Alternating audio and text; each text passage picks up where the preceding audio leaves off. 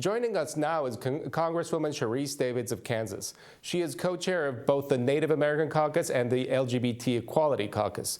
Representative Davids, thank you for joining us today. Thanks for having me. I'm happy to be here. So, when you were sworn into the 116th Congress, you were one of the first two Native American women in Congress in the history of the Republic. You know, what does this say to you?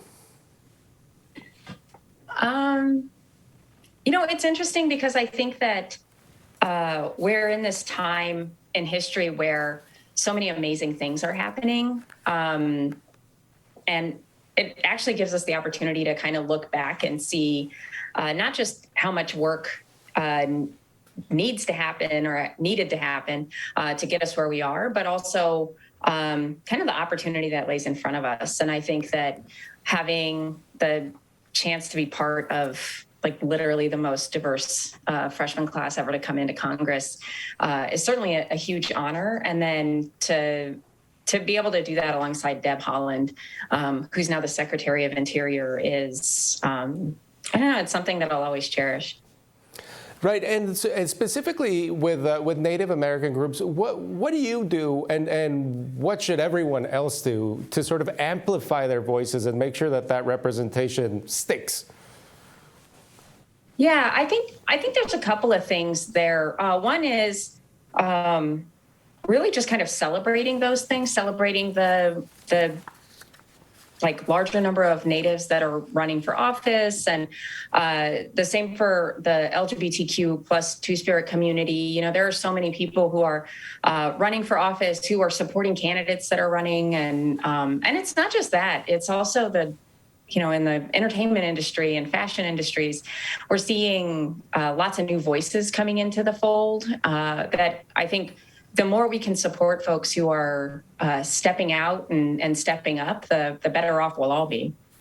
So recently I learned, and excuse my ignorance, but nearly 100 years ago we had a vice president who was Native American, who was a member of a tribe, Charles Curtis. But he was the first and for a very long time the last elected Native American in some sort of high office, high federal office. You know, what's the difference between representation, opening doors, and sort of this the danger of tokenism? How do you prevent one and foster the other? Yeah, that's a really good question. And I think that it's probably not something that we spend enough time intentionally kind of being curious about and investigating.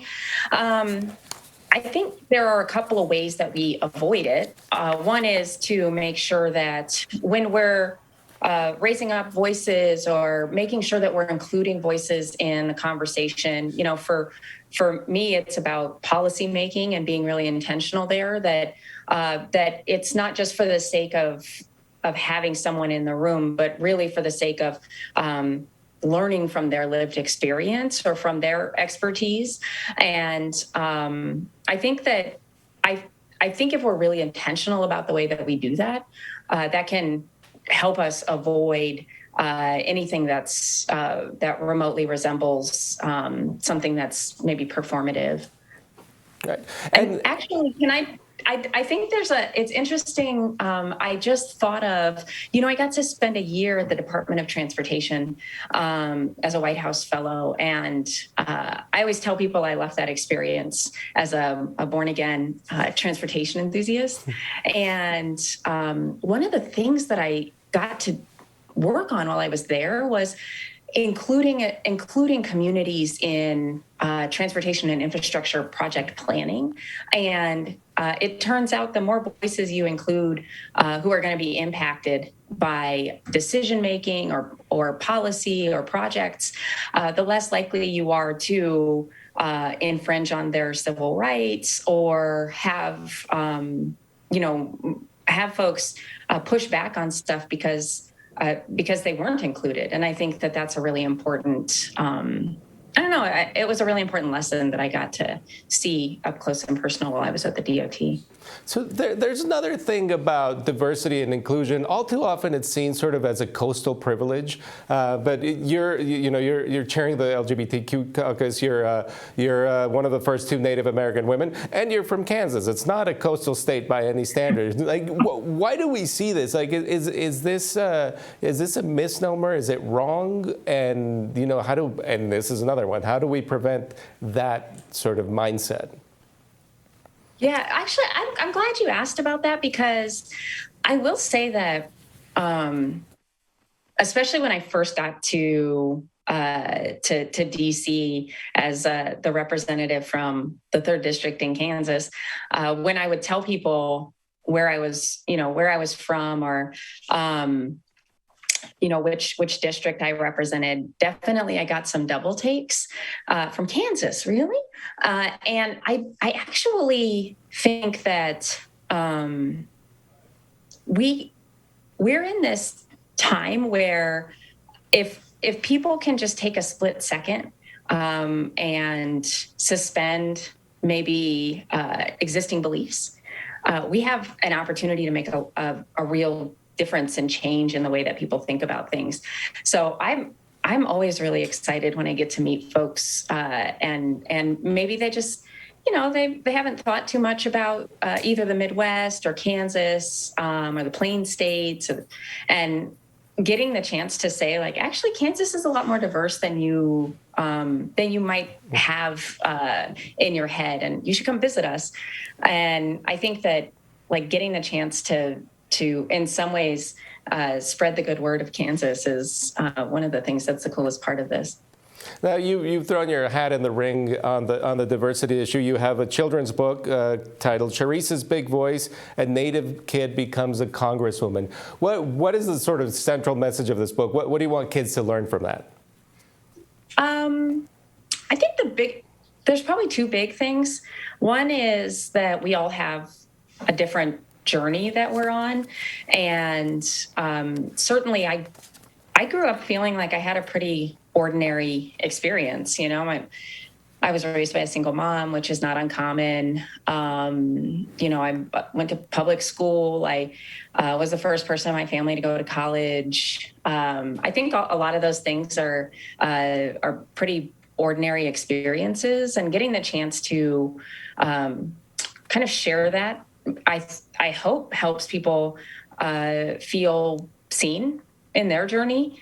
And then the second thing is just making sure that folks know, whether it's kids or adults who are reading the book, that we all deserve to be seen and heard. And I think too often folks don't get to feel that, or at least a lot of people know what it's like to not feel seen. So moving forward to your work in Congress, I know the Senate has yet to take up the Equality Act. It passed the House earlier this year. How do you advocate on that side, on the side of being the chair of the LGBTQ caucus? Where is that civil rights fight right now, legislatively speaking? Yeah, so we actually, it's interesting because I've now had the chance to vote on and be part of passing the Equality Act out of the House 2 times. And I think that, the fact that we had like bipartisan support out of the House on that bill felt encouraging to me, because I think that it's really important as a caucus, that whether it's the Equality Caucus or the Native American Caucus, for us to really help educate and help our colleagues see the needs to address some of these issues. Unfortunately, there are a lot of people in our country who don't realize that LGBTQ plus Two-Spirit folks, it's legal to discriminate on the basis of being part of that community for, everything from housing to healthcare to education. And I think being able to push that along is super important. And then, I feel encouraged by the fact that, the bipartisan support out of the House. We did have some folks from the other side of the aisle vote in favor of that bill. That, as we move forward, conducting the business of Congress, that'll be one of the things that comes up in the not too distant future. Well, Congresswoman Davids, thank you so much for joining us today. Unfortunately, that's all the time we have. Thank you for being here. Thanks so much.